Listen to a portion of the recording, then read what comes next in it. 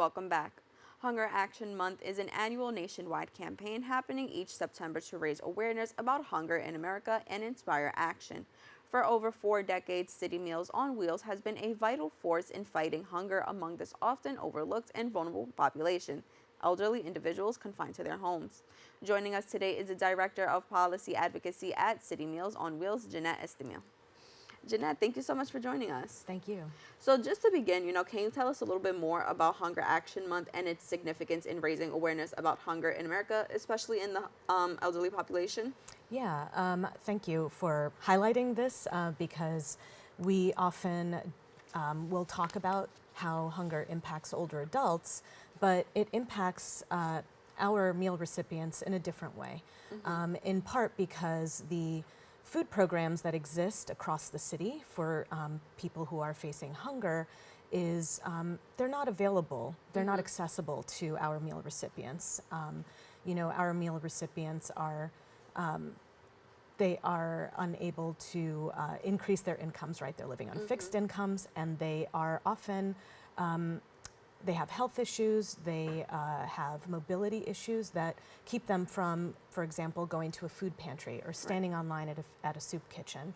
So we often think of them as the hidden hungry because they are facing food insecurity at a high rate. It's up to 12% now. And we know that they are not as visible as others because they are often at home and have a hard time leaving their homes to access food. Right. And in the context of Hunger Action Month, why is food insecurity among the elderly such a pressing issue, especially in a post-pandemic era? Because food, as we know, is so important to maintaining good health. And in addition, just having it's healthy food and it's the right amount of food, right? This is how we manage conditions like diabetes, heart disease, and these are very common conditions for older adults. So if we really want to help support older adults in aging in place, we really need to make sure that they're getting the right amount and the right kinds of food.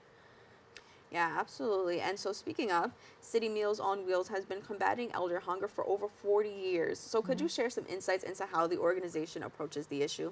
Sure.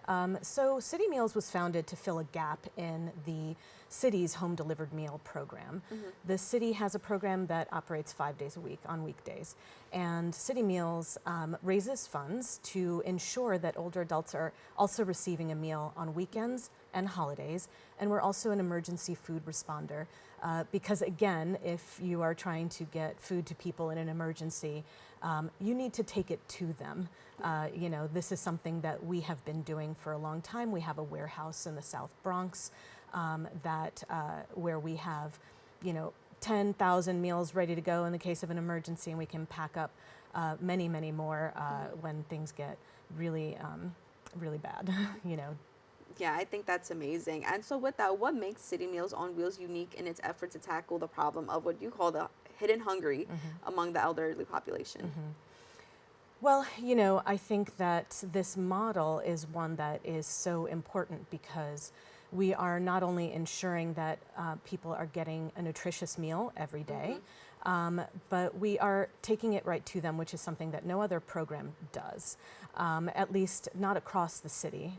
We work with about 30 community-based providers to help us get to people that are in need.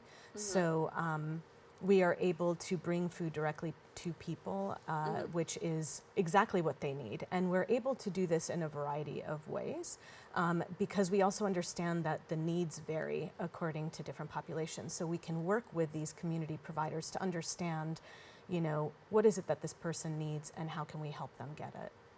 Yeah, absolutely. And so, as you mentioned, you take the food to them, which is something that not a lot of other agencies do, if not any. So with the growing challenges posed by extreme weather and heat, how does City Meals on Wheels ensure the safety and well-being of the homebound and elderly who may face additional risks? Sure. One of the important things that we do is that in addition to serving as an emergency responder in the moment when an emergency strikes, and these days so many times is climate related, right? It's a big storm or excessive heat. power outages, right, that are often caused by these. We are able to respond in those moments, but we also pre-supply our meal recipients. And what that means is that, a couple of times a year, we will send out boxes with additional meals so that they have something in their pantry. If that day's meal delivery gets delayed, or if it just can't happen due to other issues during a storm, for example, they should have some meals on hand because we provide them in advance. Okay, so in a way, do you kind of like maybe over deliver or send earlier, or? So we try to do this in advance of the seasons, right? So we have, something in the fall, and that prepares people for the winter, and then also in preparing people for the summer when there could be power outages, when everyone's running their AC, for example. Yeah. And speaking of, it's impressive that City Meals on Wheels last year alone delivered 2 million meals to nearly 22,000 older New Yorkers last year. So can you describe the impact that these meals have on the recipients' lives? Right, they have a huge impact. We know that about 92% of meal recipients say that these meals allow them to remain in their homes. They allow them to age in place. It's so important because food is critical, right? Everybody needs to eat every day.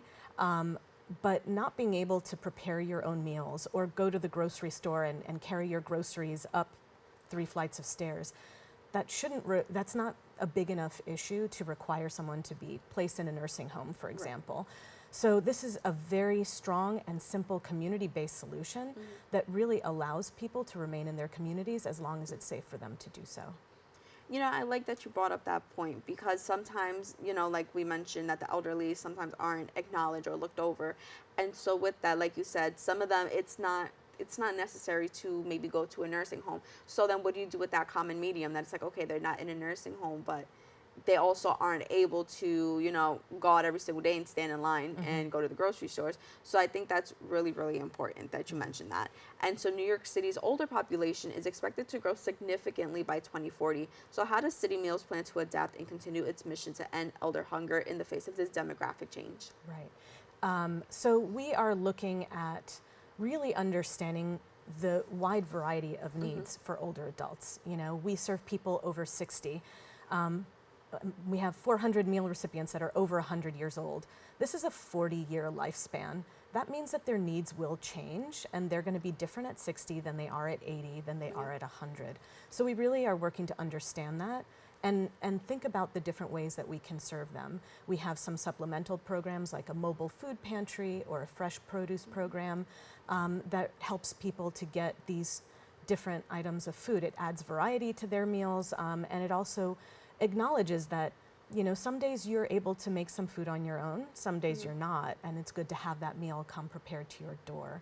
And of course, we're also just always searching for more funding because as the number of people needing meals increases, and we have seen that over the pandemic. Before the pandemic, we were serving 18,000 people. So 22,000 is a huge increase in a short number of years. And of course, food costs have gone up. Yep.